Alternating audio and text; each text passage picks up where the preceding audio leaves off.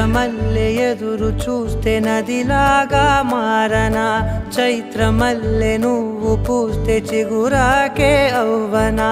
నన్నే వరించే యువరాజును అంట నీ